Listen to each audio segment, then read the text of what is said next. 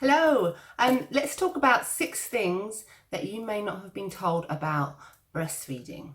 6 things that not all mums know, not everybody speaks about, things that you probably won't find out until you've had the baby and you started feeding, but things that are actually quite normal. All right, so we're going to start with number 1. Breastfeeding is not always easy. The first week or 2 are often the hardest. Now, I think some people assume that babies are born and they just crawl up to the breast and they latch on, and that is the case for a lot of mums and babies. That really is the case, especially when they've had unmedicated births and the birth has been nice and calm and there's been no kind of outside interfering factors. Then that can happen. Or if a mum's had a baby before and she's breastfed and she knows what she's doing. But for a lot of mums, it can actually be quite tricky to begin with and quite fiddly, especially when you're trying to work out which way to hold the baby, how the babies should be positioned, what the latch should look like, what the baby should sound like when they're feeding. It can take a little bit of time. And often that very first feed or first couple of feeds, if it's not done correctly, so if the baby hasn't latched onto the breast properly, or if the baby's not positioned correctly, that can actually cause a bit of pain, and it can cause some damage to the nipples. So therefore, even after the first couple of feeds, if they're done wrong and no one has kind of, recognised that fact that the baby's not latched on correctly, and then maybe a day or 2 down the line, then they decide that, oh, actually the baby's not latched on properly. Because of the initial latching that's been done incorrectly, the baby can then, of course, sore nipples. So even after a couple of days, you think, oh, I've got the feeding right now, baby's latched on great, baby's in a great position, but it's still hurting. It's still hurting probably because of that initial nipple damage that's happened in the first couple of days. So it can cause sore nipples. But if a baby is truly latched on correctly from the start, then there shouldn't be any real pain. Just a bit of, that's a bit the suction's a bit hard there, and when the baby first goes onto the breast. But it shouldn't actually hurt, really hurt, unless there's been an issue of latching, or the baby's got a tongue tie, or there's some other issue. It could be something as simple as the baby's latched onto the breast, but the mum isn't holding the baby to the tummy, so the baby's head's twisted, and sometimes that can cause a little bit of pain. Okay, but the first couple of weeks are usually the most difficult, and once you get through the first couple of weeks, breastfeeding after that is really easy. So number 2, did you know that many babies just prefer one breast over the other? It's a bit like being left or right-handed. Some of us prefer to write with our right hand or left hand or both. But same goes for a lot of babies. Some babies prefer to have one breast or the other. So don't be surprised if your baby will latch onto one breast very easily, but it's harder to get them to latch onto the other one. That is quite normal. Babies cannot always latch onto an engorged breast.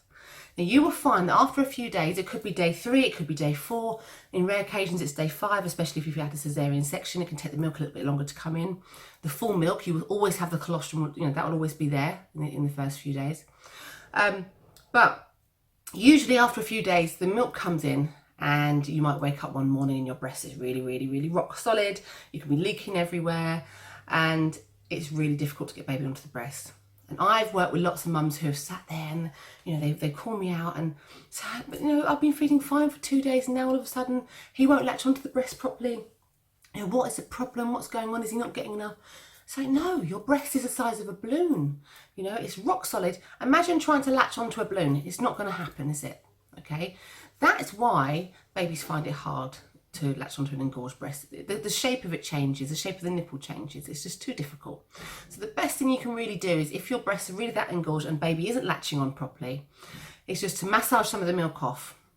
Not all of it, because obviously you want some left in there to feed the baby, but massage some of the milk off so that then baby is able to latch onto the breast and feed properly. Your baby will feed a lot. Now, contrary to popular belief, babies who breastfeed, there is no clock, okay? There is no, oh, my baby should be going 3 hours, my baby should be going 2 hours, my baby should be going 4 hours. They will feed, in the early days, they will feed when they want. And even as they get bigger, they will feed whenever they want to feed.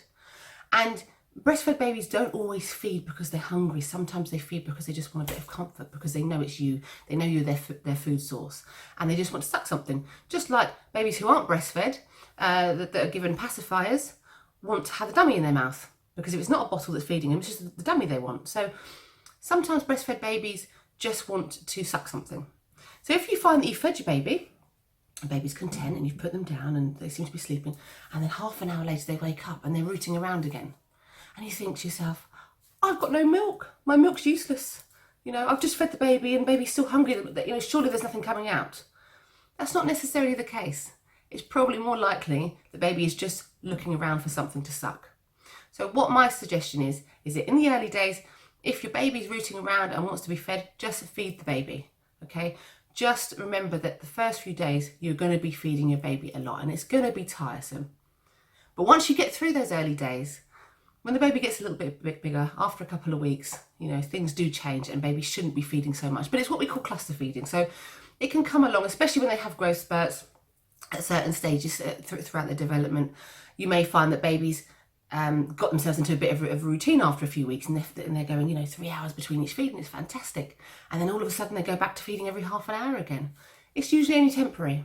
Okay, so don't worry. Just remember, it's supply and demand. So the more your baby feeds, the more milk you'll produce. There's a very, very, very small number of women in the general population that physically cannot breastfeed, or physically, that's the wrong term, sorry, that physically do not produce enough milk because of hormonal problems. Okay, it's a very, very small percentage of women who can't do it. Pumping is not a true indication of your supply. So if you've been feeding for a little while and you decide to get the breast pump out, for whatever reason, it could be that you're going back to work, or it could be that, you know, you want a night out, or you want your husband to feed the baby through the night, or whatever the reason is. And you see that actually I'm only getting an ounce. What's going on? I'm only getting drips coming out. A breast pump will never, ever, ever get as much milk off a breast as what a baby can. A baby will always be able to draw much more milk off than a breast pump. Okay, I've been there. I've been there with the pumping for ages, thinking, is that it? You know, is that it? My baby's going to want more than that.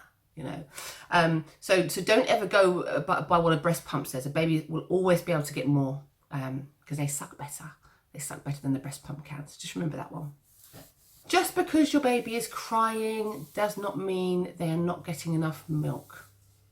Okay, babies cry for all sorts of reasons, and as I just mentioned a little while ago, it could be that they just want something to suck. I think some people automatically assume that because a baby is crying, it means that they're hungry.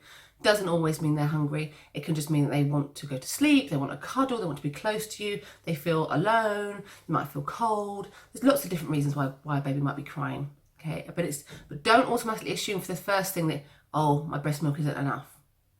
As long as your baby is gaining weight and they're pooing and they're peeing frequently, you know, there's no concerns with their weight gain or anything like that, then your milk is enough for your baby. Okay, so just remember those.